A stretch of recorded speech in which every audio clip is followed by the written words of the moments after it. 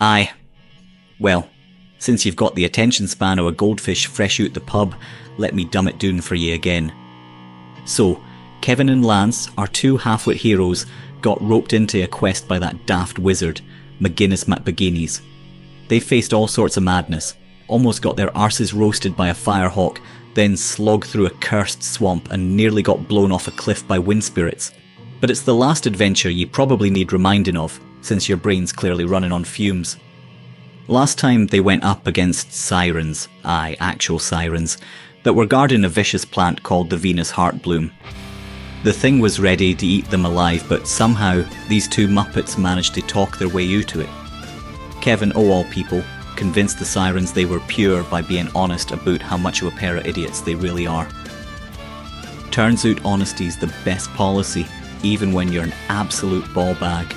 Now they're off to the Ruins O Redstone to face the spirit of the Red Knight and try to nab the Mars Warspike. Think you can keep up this time, or will you need another recap in 5 minutes, you dafty? Okay. Ian, right you ball bag, where are we this time? Kevin grumbled, eyeing the crumbling towers of the Redstone ruins. Lance wiped sweat off his brow. The Ruins O Redstone, you daft wee bastard.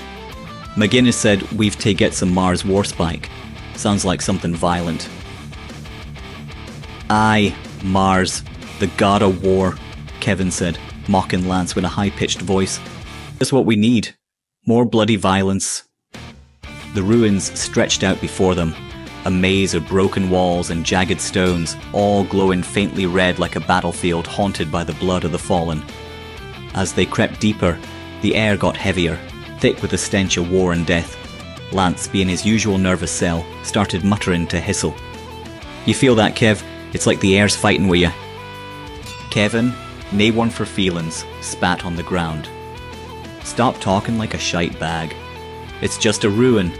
Walls can't hit you. Unless you're dumb enough to walk and tie them, which you probably will.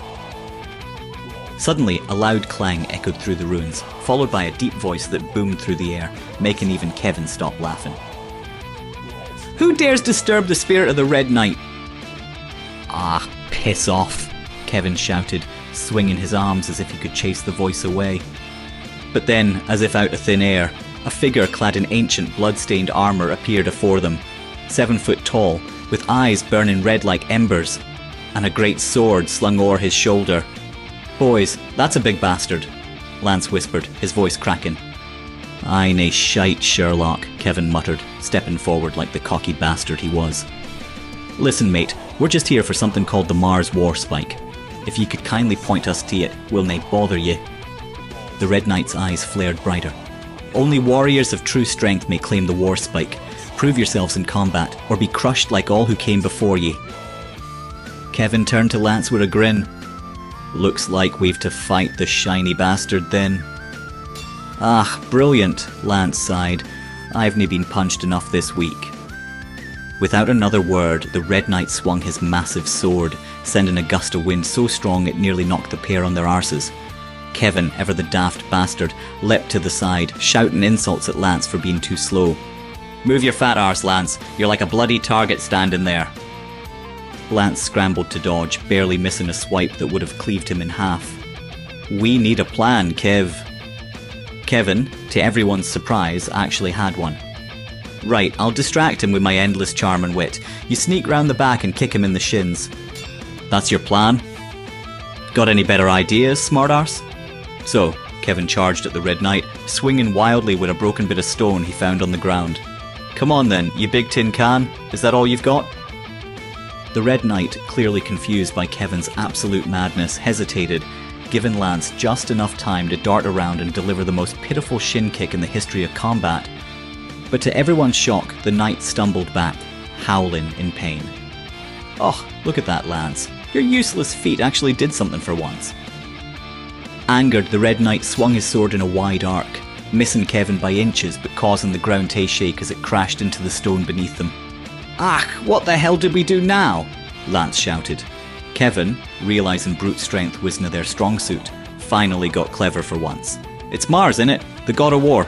It's nae about smashing the bastard to bits, it's about showing your spirit. Lance blinked. Our what now? Just follow me lead, Kevin yelled as he threw his makeshift weapon aside and stood tall, fists clenched. We've faced firehawks, sirens, and a wizard who smells like wet socks, and we're still here. You think some overgrown knight is going to stop us? The Red Knight paused, lowering his sword slightly. You fight with passion, but do you have the heart of a true warrior? Kevin, always quick on his feet when it came to talking shite, crossed his arms. Aye, we do. We fight to survive, to live, to make it to the next pint of beer. There's no purer cause than that. Lance, catching on, stepped forward as well.